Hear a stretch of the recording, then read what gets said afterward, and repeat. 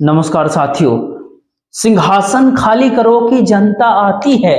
ये राजनीति का वह दौर था जब राजनीतिक संघर्ष के आसरे और लोगों के साथ सड़कों के ऊपर यह पूरा देश निकल गया था। लेकिन इसकी नींव और इसकी शुरुआत बिहार राज्य से हुआ था। उसी बिहार के भीतर आज राहुल गांधी अपनी भारत जोड़ो न्याय यात्रा के साथ जो है एंट्री कर गए हैं, दस्तक दे दिए हैं। आम जनता वहां पर बेहिसाब मौजूद होती है। तो सियासी तौर पर यह बात बहुत छोटी लग सकती है कि कोई ये कह दे कि नफरत के बाजार में हम मोहब्बत की दुकान खोलने पहुंचे हैं। यह बहुत छोटी सी बात है उस राजनीति के आगे जिस राजनीति के भीतर सिर्फ और सिर्फ नफरत ही हो, एक दूसरे के ऊपर कटाक्षी हो, बयंगी हो। लेकिन बिहार राज्य की राजनीति इस समय काफी उफान पर है। सियासी तौर पर नीतीश कांड ने दिल्ली को ऑक्सीजन तो दे दिया है, लेकिन इंडिया गठबंधन को धराशायी करने में कभी कोई कताही बरती नहीं नीतीश कुमार ने। लेकिन सियासी तौर पर बिहार राज्य धीरे धीरे अब सक्रिय हो रहा है। एक ऐसी राजनीति के दिशा में बिहार बढ़ रहा है जहां पर उसको विकल्प चुनना ही पड़ेगा।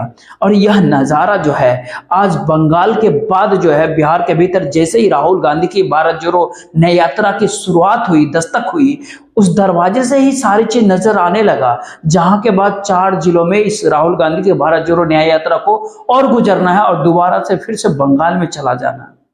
इस सारे बात को आज नोट कर डालिए कि पहले राउंड का बंगाल और बिहार से निकल करके फिर से बंगाल जाने की परिस्थितियों के भीतर इस भारत देश की राजनीति के भीतर तीखापन और बढ़ेगा।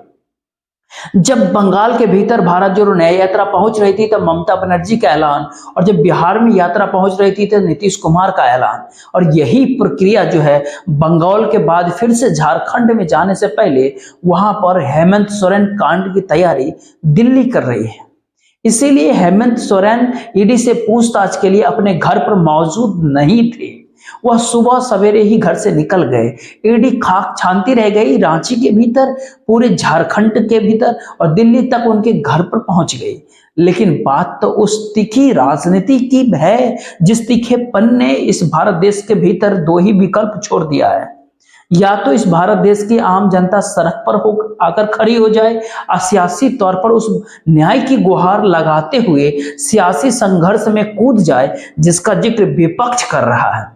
हालांकि विपक्ष धीरे धीरे कम हो रहा है, वह बट रहा है, टूट रहा है, ढह रहा है। या दूसरी ओर सत्ता के पक्ष में या जनता इस रूप में खड़ी नजर आने लगे जिसका शोर दिल्ली से लगातार 400 पार का नारा दिया जाता है।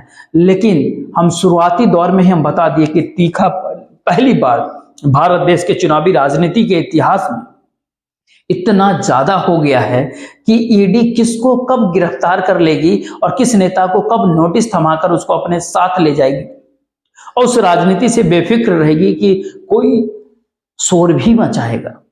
सियासत की ये हकीकत आज पटना के भीतर लालू यादव से पूछताछ के समय नजर आ गया।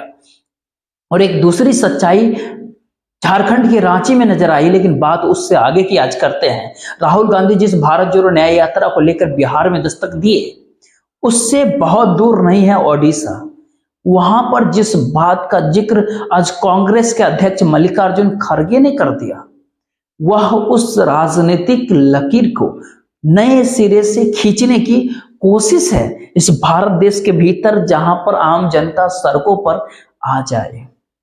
और सियासी तौर पर राहुल गांधी सड़क पर हैं, मल्लिकार्जुन खड़गे ऐलान और आह्वान कर रहे हैं सड़क पर आने का।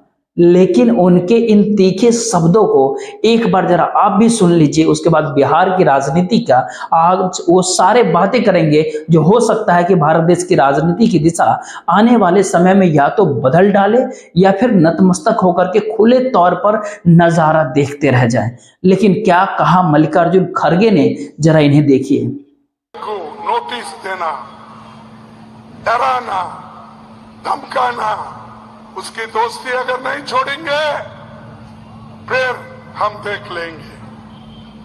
डर के कोई दोस्ती छोड़ रहा है, कोई पार्टी छोड़ रहा है, कोई गठबंधन छोड़ रहा है। अरे इतने डरपोक लोग अगर रहे तो क्या यह मुल्क बचेगा? क्या यह संविधान बचेगा? ये डेमोक्रेसी बचेगी। इसीलिए ये आखिरी चांस है आपको वोट देने का, इसके बाद कोई वोट नहीं। मल्लिकार्जुन खड़गे साहब के सामने तो कुर्सी के ऊपर बैठी हुई आम जनता थी जो उनके भाषण को सुन रही थी। उसके भीतर भी ज्यादातर कांग्रेस ही होंगे, जाहिर सी बात है। लेकिन दूसरी ओर वहीं बंगाल के बाद जो है बिहार में जैसे ही राहुल गांधी के भारत जोड़ो न्याय यात्रा की शुरुआत हुई, वहां पर मौजूद जो भीड़ होती है और आम जनता से संवाद बनाते हुए राहुल गांधी, सवाल इतना नहीं है कि दरअसल यह वही बिहार है जहां से एक समय इस भारत देश की राजनीतिक सत्ता को हिलाने के लिए जनता आ रही है, सिंहासन खाली कर दो कि मुनादी कर दी गई थी। दरअसल अररिया, बिहार के अररिया, किशनगंज, पूर्णिया और कटिहार, इन 4 जिलों के, बिहार के इन 4 जिलों से राहुल गांधी की भारत जोड़ो न्याय यात्रा को गुजरना है। और जहां जहां से भारत जोड़ो न्याय यात्रा गुजर रही है वहां पर भारतीय जनता पार्टी को चुनावी जीत मिली है। इन 4 जिलों में 24 विधानसभा की सीटें हैं, जिसमें से भारतीय जनता पार्टी के पास 8 सीट है, तो उनके सहयोगी रहे जनता दल यूनाइटेड, जो कि 2020 के भीतर साथ थे भारतीय जनता पार्टी के साथ, एनडीए के हिस्से में थे। यानी 24 में से 12 सीट एनडीए गठबंधन के पास है। और बाकी 12 सीटों में अगर देखिएगा तो सबसे ज्यादा ओवैसी की मौजूदगी है वहां पर, AIMIM, जिन्होंने 5 सीटें जीता था। लेकिन आम जनता के भीतर का जो करंट जो था इन सारे जगहों पर जो नजर आ रही थी, जिस तरह से युवा सड़क पे होते हैं, उसके भीतर भी इस बात का जिक्र यहाँ पर करने की एक जरूरत हो जाती है कि आरजेडी, लालू प्रसाद यादव का पार्टी, केवल 1 सीट जीती है, वह भी किशनगंज के भीतर। वह अररिया में नहीं जीती, पूर्णिया में नहीं जीती, कटिहार में नहीं जीती, लेकिन एक बहुत लंबी लाइन जो है यहाँ पर तमाम कार्यकर्ताओं की नजर आ रही थी। जाहिर सी बात है वह कांग्रेस के कार्यकर्ताओं की भी भीड़ होगी, लेकिन इस भीड़ के भीतर आरजेडी के भी लोग हैं, लेकिन बहुत बड़ी संख्या में सामान्य लोग, और खास तौर पर कोई यह कह सकता है कि तमाम जगहों पर अल्पसंख्यकों की मौजूदगी भी है। लेकिन सवाल फिर वहीं अटकता है जिसका जिक्र मल्लिकार्जुन खड़गे कर गए, उसी अंदाज में कर गए जिस अंदाज में लग ऐसे रहा था कि दरअसल जैसे बिहार की राजनीति के भीतर लालू प्रसाद यादव को पूरे तरीके से सियासी तौर पर दफन करने की परिस्थिति में दिल्ली आ गई है और जानती है कि तेजस्वी यादव में वह ताप नहीं है, वह धीरे धीरे बड़ा होगा। तो तेजस्वी यादव को कल बुला लिया गया ईडी के पास, आज लालू यादव को बुला लिया गया, कल तेजस्वी यादव को बुला लिया गया। तो यहां पर सवाल ये नहीं उठता कि कानून अपना काम कर रहा है, क्योंकि कानून के भीतर, कानून के दायरे में हर अपराधी बराबर होता है, लेकिन बराबर अपराधी हो यह दृष्टि इस समय में दिल्ली की सत्ता ने गंवा दिया है। जी हाँ, और शायद यही वह कारण है कि जब आप पिक एंड चूज करते हैं और अपने अनुकूल राजनीति को साध लेते हैं, तो ऐसे में सड़क के भीतर की राजनीति को भी अब समझने की जरूरत है। राहुल गांधी वहां पर क्या कर रहे थे, उनके साथ दौड़ते भागते हुए बच्चे कौन हैं, उन सारे युवाओं के साथ में झंडे क्यों हैं, और सिर्फ नफरत और मोहब्बत का जिक्र करके राहुल गांधी की भारत जोड़ो न्याय यात्रा में जो बात करते हैं उसमें लोग ताली क्यों बजाते हैं। जरा इस नजारे को एक बार आपको भी देख लेना चाहिए।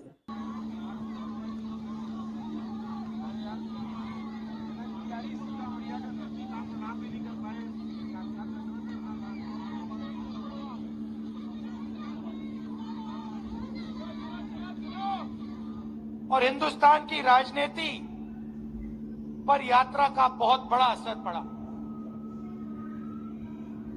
एक विचारधारा जो बीजेपी देश के सामने रोज रखती है, नफरत, हिंसा, उसके खिलाफ एक और नया विजन, एक नई विचारधारा खड़ी हुई, मोहब्बत की। आप जानते हो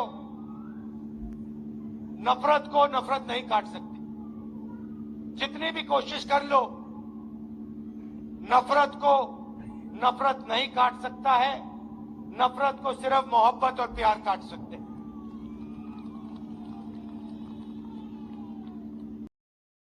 अब यात्रा का रास्ता अररिया का होता है, जहां पर 6 विधानसभा की सीटें होती है।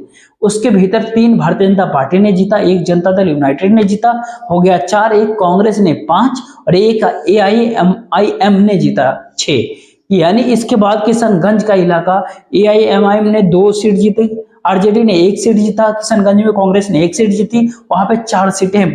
अब पूर्णिया के भीतर 60 विधानसभा की सीट होती है, इसमें भारतीय जनता पार्टी 2 तो जनता दल यूनाइटेड ने 2 सीट, यानी 4 एनडीए गठबंधन के पक्ष में, एआईएमआईएम ने 2 सीटें और 1 कांग्रेस ने जीता।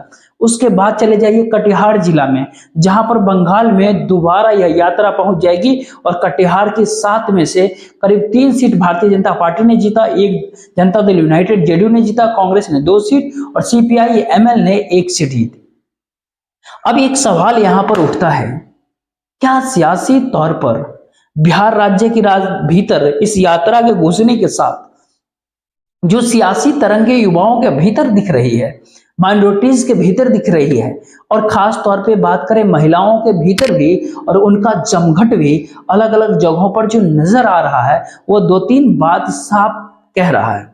वो ओवैसी के लिए इस इलाके के भीतर अब राजनीतिक तौर पर मुश्किल होगी, और वह पूरा का पूरा वोट बैंक कहां जाएगा, वह भारतीय जनता पार्टी के पास जाएगी। एक इम्पॉसिबल सी बात होती है, लेकिन क्या नीतीश कुमार के साथ चला जाएगा, यह भी अपने आप में बहुत मुश्किल सवाल होगा। लेकिन उसके साथ साथ युवाओं और महिलाओं को बहुत बड़ा वोट बैंक, इससे पहले जिस तरीके से नीतीश कुमार राजनीति बिहार में साध रहे थे, वह उनके साथ चली जाती थी। लेकिन आज ऐसा लगता है कि बिहार की राजनीति, पलटती हुई राजनीति के भीतर जब दिल्ली में ये साध लिया है कि बिहार राज्य की राजनीति से आरजेडी को साफ कर देना, और खास तौर पर लालू प्रसाद यादव की उस राजनीति का अंत कर देना है जो बीते 30 सालों से करीब लगातार सत्ता में बनी रही या फिर प्रभावित करती रही। और दूसरी ओर वहीं तेजस्वी यादव इसी आधार पर नीतीश कुमार की सियासत को खत्म करना चाहते हैं। यानी किसी का यहाँ पे किसी के मन में 2-3 बातें और होगी कि भारतीय जनता पार्टी क्या चाहती है इस दौर में, और कांग्रेस क्या चाहती है इस दौर में। भारतीय जनता पार्टी के साथ नीतीश कुमार खड़े हैं कि बगैर नीतीश भारतीय जनता पार्टी बिहार में चुनाव जीत नहीं सकती है, लेकिन नीतीश कुमार की अपनी राजनीति कहीं एक दायरे में सिमटते सिमटते सिकुड़ तो अब नहीं रही है। क्योंकि एक एक बात अगर जनता दल यूनाइटेड का अगर समझना परखना देखें शुरू करेंगे, तो आप इस परिस्थिति को भी देखेंगे कि जनता दल यूनाइटेड ने, जेडीयू ने 2014 में जब वो अकेले चुनाव लड़ रही थी, तब उसको करीब 15.5% वोट पड़े थे। 2015 के भीतर वो जो 2014 के लोकसभा चुनाव में अकेले लड़ती है, 2015 में जैसे वो सामने आती है, उसका स्ट्राइक रेट जो बहुत जबरदस्त होता है लालू प्रसाद यादव के साथ खड़े होने पर। महागठबंधन में 1% वोट बढ़ता है, लेकिन दूसरी ओर 101 सीट पर चुनाव लड़कर 71 सीटों पर वो चुनाव जीत जाती है। लेकिन 2019 में भारतीय जनता पार्टी के साथ फिर आती है लोकसभा चुनाव में, परसेंट ऑफ वोट और स्ट्राइक रेट दोनों बढ़ जाता है। यानी लोकसभा के चुनाव में 21.5% वोट पड़ते हैं और 17 में से 16 सीटें जेडीयू जीत जाती है। यही परिस्थिति भारतीय जनता पार्टी की रहती है। तो लोकसभा चुनाव को लेकर के हो सकता है कि ये आपके मन में हो कि नीतीश कुमार के साथ भारतीय जनता पार्टी को लाभ पहुंचाती है, क्योंकि सियासी तौर पर भारतीय जनता पार्टी ने भी 2014 के लोकसभा चुनाव में अकेले चुनाव लड़ा था, उसका वोट परसेंट था 29% के करीब। लेकिन जब नीतीश कुमार के साथ 2019 में आती है तो वोट 6% कम हो जाता है, लेकिन 17 में से 17 स्ट्राइक रेट, यानी 100% स्ट्राइक रेट रहता है भारतीय जनता पार्टी का। लेकिन भारतीय जनता पार्टी अपने स्ट्राइक रेट को देख रही है, नीतीश कुमार बिहार में अपने स्ट्राइक रेट को बचाने के लिए देख रहे हैं। तेजस्वी यादव एक बार फिर से संघर्ष के रास्ते पर खड़े हो गए हैं। और इन सारे परिस्थितियों के भीतर राहुल गांधी और कांग्रेस जिस रास्ते चल पड़ी है, उसके भीतर कांग्रेस के पुराने नेताओं को थोड़ी देर के लिए अगर आप भूल जाएं, तो राहुल गांधी के अपने तेवर उन सारे युवाओं को साथ जोड़ रहे हैं जो कांग्रेस के भीतर और बाहर अपनी उम्र के लिहाज से तेवर साथ रखकर चलते हैं। और ये सारा नजारा बिहार के भीतर राहुल गांधी की भारत जोड़ो न्याय यात्रा के दस्तक के साथ नजर आती है। क्योंकि इसी दौर में अगर आरजेडी को अगर समझना शुरू कीजिएगा, तो 2020 के चुनाव में जब वो अपने बूते चुनाव लड़ रही थी बिहार के विधानसभा में, नीतीश साथ नहीं थे, उस समय उन्होंने सबसे ज्यादा सीटें हासिल की विधानसभा की, और वोट परसेंट अब 23% के ऊपर चला गया, जो कि तमाम सियासी दलों की पॉलिटिकल पार्टी को कहीं उनके वोट बैंक से कहीं ज्यादा थे आरजेडी के 2020 के विधानसभा चुनाव बिहार में। नीतीश कुमार को लेकर के जिस भविष्यवाणी की दिशा में तेजस्वी बढ़ रहे हैं कि 2024 के बाद नीतीश कुमार की पार्टी ही बिहार में खत्म हो जाएगी, तो क्या उसकी एक निशानदेही क्या इस राहुल गांधी की भारत जोड़ो न्याय यात्रा के साथ अब मौजूदा राजनीतिक घटनाक्रम ने बिहार से लेकर दिल्ली की मानसिकता को लेकर के तो खड़ी नहीं हो रही है। कहीं की एक बात तो सच है कि भारतीय जनता पार्टी ने काफी प्रयास किया बिहार के भीतर उसकी सत्ता मिल जाए, लेकिन उसकी सत्ता कभी बन नहीं पाई। इस भारत देश के तमाम राज्यों के भीतर वो पहुंच गई। बंगाल का जिक्र नहीं किया जा रहा क्योंकि बंगाल के भीतर तो बहुत बाद में एंट्री भारतीय जनता पार्टी की होती है, लेकिन हिंदी भाषी क्षेत्रों के भीतर एकमात्र राज्य बिहार ही है जहां पर एंट्री भारतीय जनता पार्टी की हो नहीं पाई। और भारतीय जनता पार्टी के भीतर कहीं ना कहीं इसका गिला शिकवा तो होगा और वो इस बात को जानते समझते हैं कि दोनों में से कोई एक राजनीतिक दल जैसे ही खत्म होगा वह सत्ता में आने की परिस्थिति में आएगी जब आमने सामने की लड़ाई होने लगेगी। क्योंकि अभी आमने सामने की लड़ाई के बीच में नीतीश कुमार है बिहार में, तो क्या सच में नीतीश कुमार अब गुम हो जाएंगे 2024 के लोकसभा चुनाव के बाद? सियासी तौर पर यह ऐलान तेजस्वी ने कल ही किया था, लेकिन आज उसकी इस सारे अनुगुंज को देख लीजिए इस वीडियो। लेकिन एक बात स्पष्ट रूप से मैं कह देना चाहता हूं कि अभी खेल शुरू हुई है, अभी खेल बाकी है और मैं जो कहता हूं वो करता हूं। और आप लिख के ले लीजिए, जनता दल यूनाइटेड जो पार्टी है 2024 में ही खत्म हो जाएगी। तो तेजस्वी यादव की ये सारे तेवर लालू यादव सरीखे नहीं हैं और लालू यादव की राजनीति किसी ने बिहार के भीतर की नहीं। तो क्या यह एक नई राजनीति की शुरुआत है बिहार में? लालू प्रसाद यादव किसी की राजनीति को खत्म करने के लिए या उसे हाशिए पे ढकेलने के लिए कोई ऐलान नहीं करते थे। नीतीश कुमार को लेकर के भी उन्होंने ऐलान कभी नहीं किया जब वो आमने सामने की लड़ाई थी। लेकिन यह एक ऐसी स्थिति है जिसके भीतर एक तरफ राहुल गांधी की उम्र होती है, दूसरी ओर तेजस्वी यादव की उम्र होती है और बिहार की राजनीति के भीतर युवाओं के भीतर एक संघर्ष का मादा इस दौर में लगातार कुलबुलाता है। और शायद यही वह कारण है कि आज जब लालू यादव को ईडी से पूछताछ के लिए जाना पड़ा ईडी दफ्तर, वहां पे मौजूद भीड़ हो वहां पहुंची हुई लालू यादव की बेटी मीसा भारती। दरअसल इतिहास को पन्ने को अगर देखिएगा तो जिस समय यह नारा लगा था कि सिंहासन खाली करो कि जनता आती है, उस समय जनता आ रही है। उस समय इमरजेंसी का दौर था और इमरजेंसी के दौर में लालू यादव जेल में थे और जेल में ही उन्हें मालूम हुआ था कि घर में बेटी पैदा हुई है। उन्हें मीसा कानून के तहत जेल में लाया गया था, तो उन्होंने अपनी बेटी का नाम मीसा भारती रख दी। वही मीसा भारती आज अपने पिता लालू यादव के साथ ईडी के दफ्तर पहुंची और दफ्तर के भीतर घुसने की इजाजत उन्हें नहीं मिली, कानूनी तौर पर भी नहीं।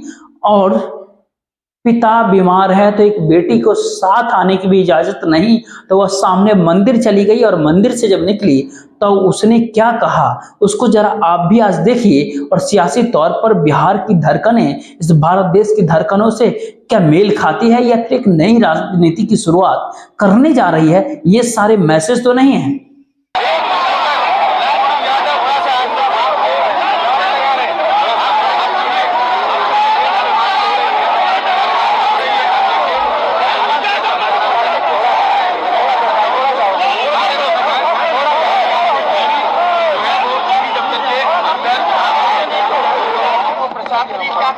अच्छा, इसमें कोई नई बात नहीं है।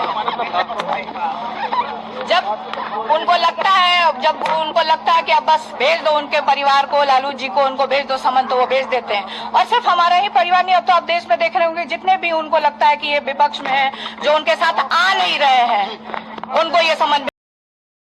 अब सियासत का ये तीखापन क्या बिहार राज्य में एक नए तरीके की राजनीति को खड़ा कर देगा?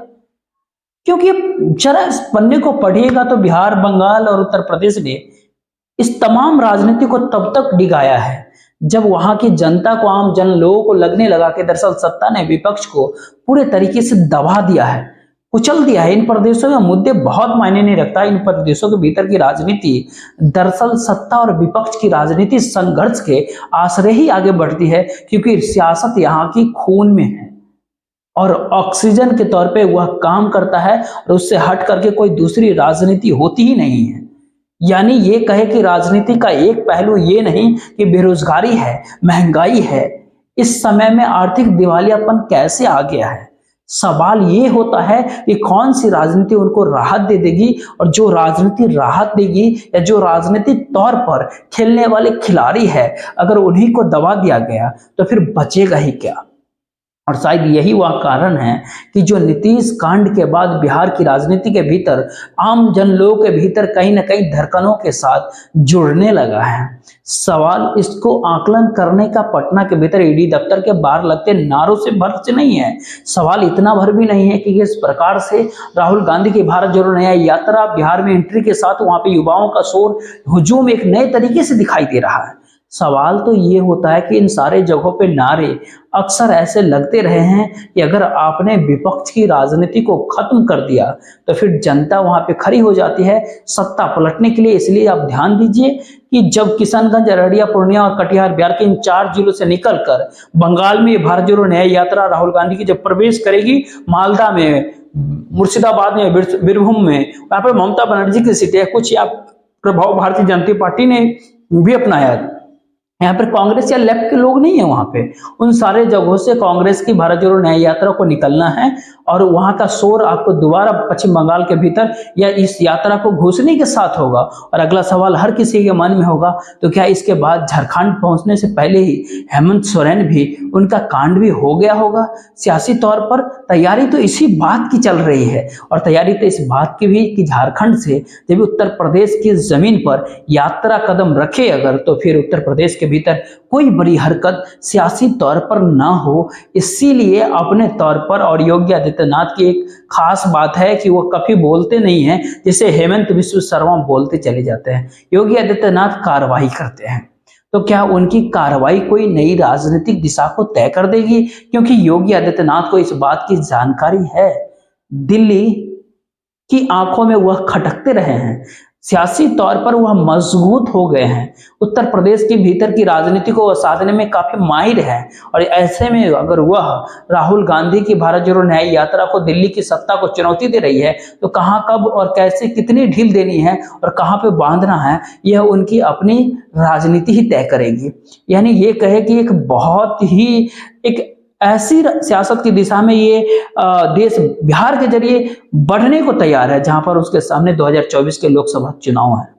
और आप ध्यान दीजिएगा तो जॉर्ज फर्नांडिस साहब को बिहार के मुजफ्फरपुर में जब जेल के भीतर बंद कर दिया गया था, तो मुजफ्फरपुर से वह जेल से ही चुनाव लड़ रहे थे और नारा तो यही दिया जा रहा था, जेल का ताला टूटेगा, जॉर्ज फर्नांडिस जीतेगा। सियासी तौर पर संघर्ष और राजनीतिक तौर पर संघर्ष को खत्म कर देने की राजनीति यह तय है, अगले चंद दिनों के भीतर होना है। सिर्फ देखते रहिए। जय हिंद, जय भारत।